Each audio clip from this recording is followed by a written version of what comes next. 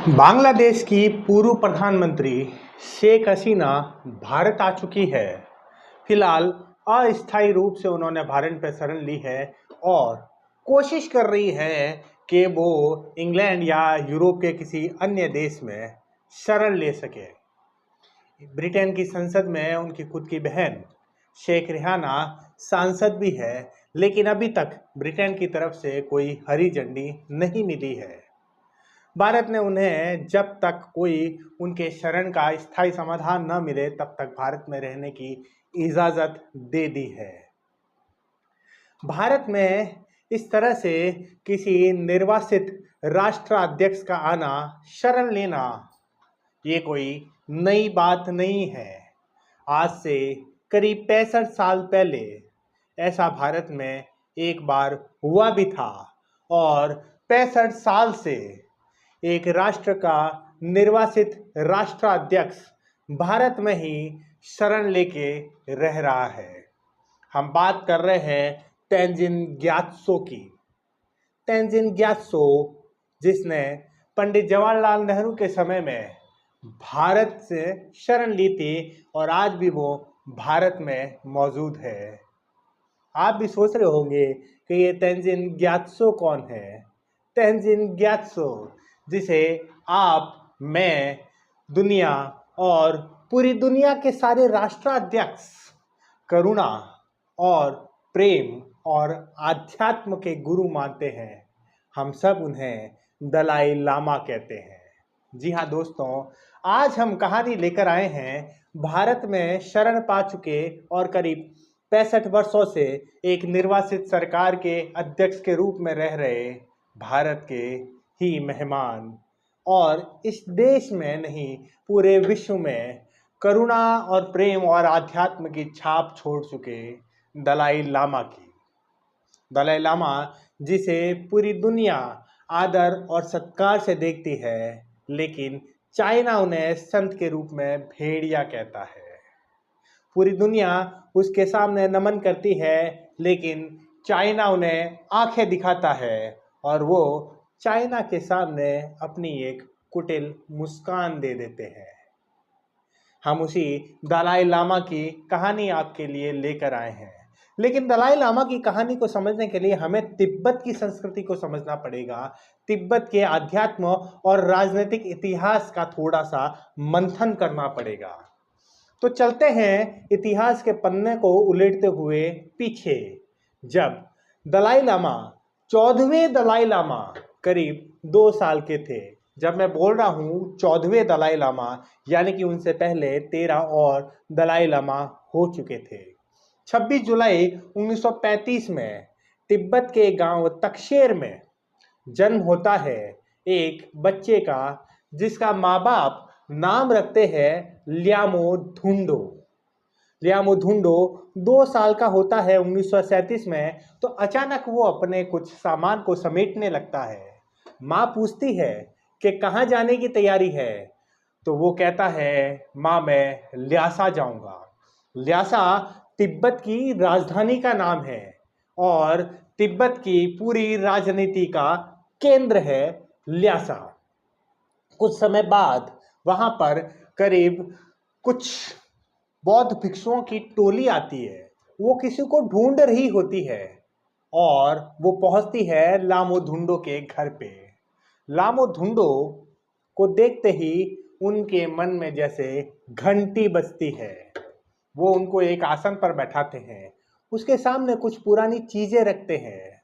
वो बच्चा, 2 साल का बच्चा, उसमें से एक चश्मा, एक घंटी, एक डमरू उठाता है और उसको प्रयोग करके भी दिखाता है। वो कहता है ये सब मेरी चीजें हैं।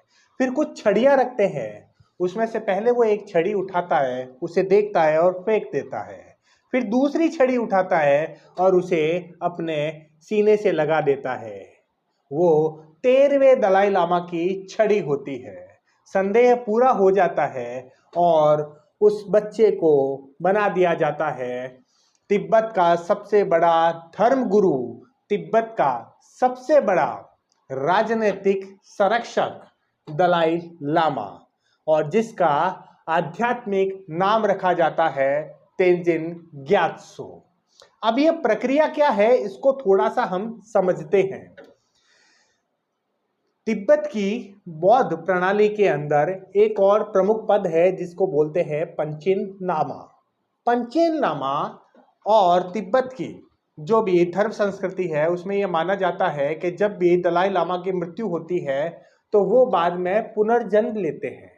उस पुनर्जन्म कहाँ लेते हैं, किसके शरीर में लेते हैं, ये पता लगाने का काम होता है पंचेन लामा का। पंचेन लामा को एक सपना आता है, कुछ संकेत मिलते हैं, उसके आधार पर नए दलाई लामा को ढूंढा जाता है और फिर इस तरह की प्रक्रिया जो हमने पहले आपको बताई उससे उनको पहचान कर तिब्बत के सर्वोच्च शिखर, राजनीतिक और आध्यात्मिक शिखर पर उन्हें बैठा दिया जाता है। ये परंपरा आजकल की नहीं है। मैंने बताया कि अभी के दलाई लामा जो है वो 14वें धर्मगुरु हैं, दलाई लामा है, यानी कि ये बहुत पुरानी परंपरा है। तिब्बत की थोड़े से इतिहास को हम फौरी तौर से देख लेते हैं। तिब्बत शुरू से ही कोई धार्मिक देश नहीं रहा है। 14वीं सदी तक तिब्बत एक बहुत बड़ा राजनीतिक देश हुआ करता था। उसकी अपनी एक सेना होती थी और बहुत सशक्त सेना होती थी। आपको ये जानकर ताजुब होगा कि सन 763 8वीं सदी में तिब्बत का भूटान, नेपाल और आधे चीन पर कब्जा था। चीन से तिब्बत टैक्स वसूलता था। चीन जो आज तिब्बत को दबाए रखा है, उसका शोषण कर रहा है, उससे तिब्बत टैक्स वसूलता था 8वीं सदी में। फिर क्या हुआ, 4थी सदी में वहां पर बौद्ध धर्म पहुंचा भारत से। बौद्ध धर्म को वहां पर अपनी पैठ बैठाने में बहुत संघर्ष करना पड़ा, लेकिन धीरे धीरे बौद्ध धर्म वहां लोकप्रिय हो गया। फिर क्या हुआ, कुछ सालों बाद में तिब्बत ने 180 डिग्री का टर्न लिया। वही टर्न जो कभी किसी जमाने में कलिंग युद्ध के बाद सम्राट अशोक ने लिया था। तिब्बत एक राजनीतिक शक्ति के बजाय एक आध्यात्मिक देश बन गया और उसके अपने पड़ोसी मुल्कों के साथ, दूसरे देशों के साथ फिर राजनयिक किसी तरह की कोई बातचीत नहीं होती। जो भी होती वो केवल आध्यात्मिक संबंध ही रखते हर एक के साथ में। फिर क्या हुआ, फिर 13वीं सदी में वहां पर मंगोल आए। मंगोलों ने तिब्बत पर आक्रमण किया, कब्जा किया। काफी सालों तक मंगोलों का कब्जा वहां पर रहा। करीब करीब मंगोलों का शासन वहां पर 16वीं 17वीं शताब्दी तक रहा। वहां पर इस शब्द का जन्म हुआ दलाई लामा। तीसरे दलाई लामा थे सोनम ग्यात्सो 1557 ईस्वी में। उस वक्त मंगोलों का ही एक बड़ा राजा हुआ करता था जिसका नाम था दलाई। दलाई का मतलब होता है समंदर और लामा का मतलब होता है गुरु।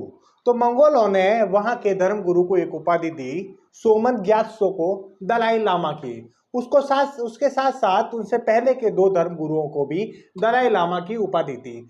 तब से शुरू हुआ दलाई लामा बनने का ये सिलसिला। उसके बाद जब 5वें दलाई लामा है, 5वें दलाई लामा का नाम था लोब्सांग ग्यात्सो।